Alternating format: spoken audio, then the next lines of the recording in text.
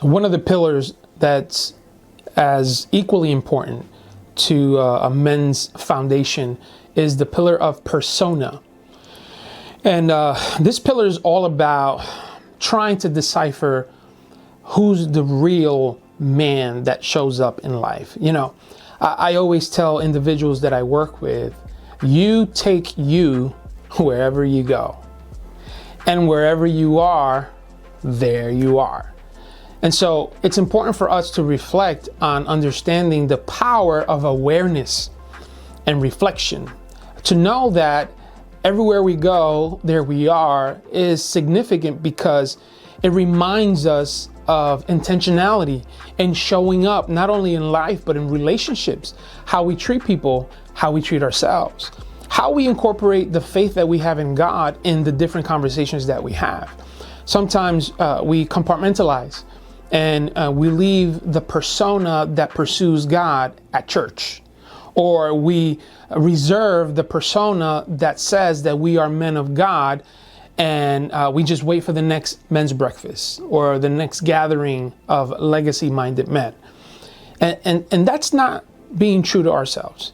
Either that's truly who we are, or that's just a personality that we're carrying so that other men can see how holy or spiritual we are.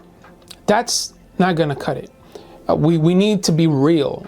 And to be a real man is to say, I fall short in this area and I need help. I fall short in that area and I'm pursuing transformation through the power of God. Those are the things that we need to focus on as it relates to persona. And one of the things that comes to mind when I think of persona is this whole image of Isaiah chapter 43, where the prophet is talking about the state of Israel. And he starts that chapter by saying, "Hear, O Jacob."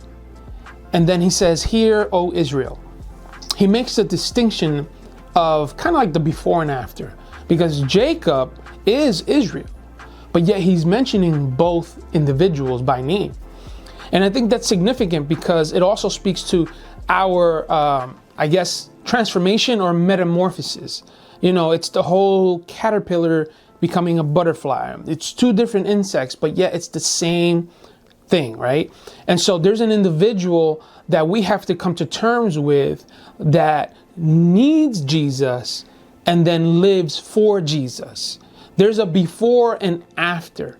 There's a transformation that has to occur in order for us as men to really develop this discipleship of following Jesus, and for it to be long lasting, for it to be sustainable. You know, many of us can experience a thrill, something that we get excited about, whether it's a sporting event, whether it's a movie we go see, whether it's a birth of a child or a new career or the end of a career that we were able to have.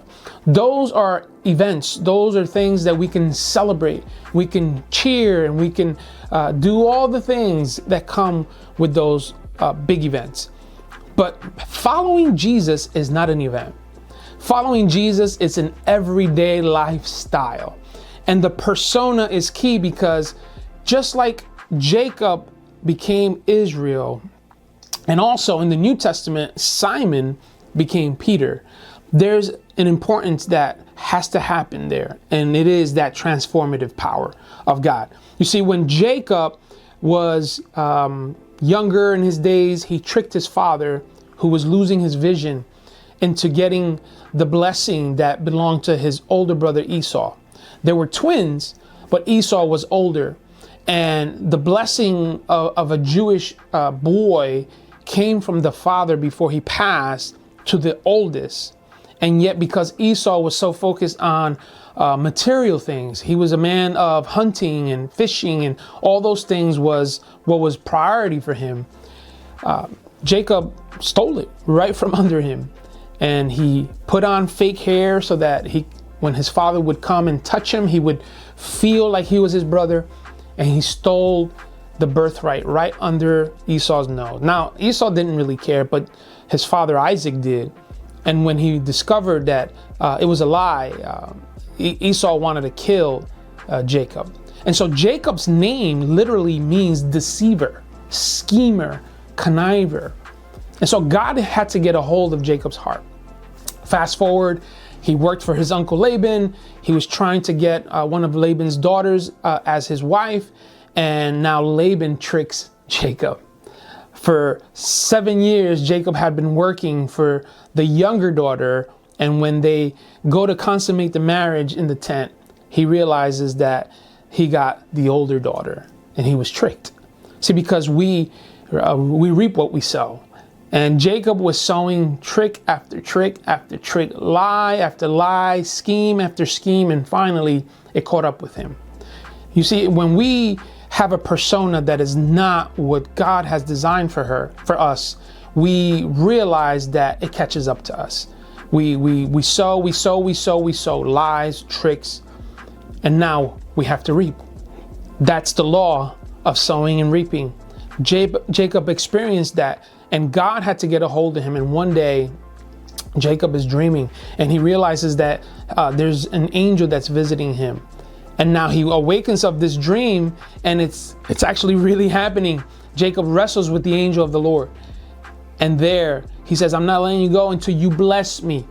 And the angel of the Lord wrestled with him to a point where he dislodged his hip joint. And Jacob was marked for life. That hip kind of displacement marked him into realizing that he had met and wrestled with God, and he had won.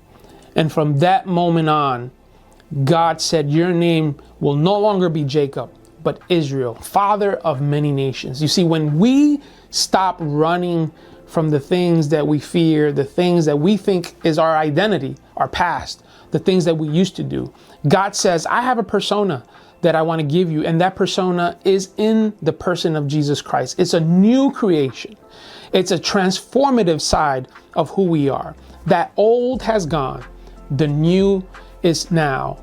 And that's the persona that is necessary for us as men to walk this life out the way God designed it for us.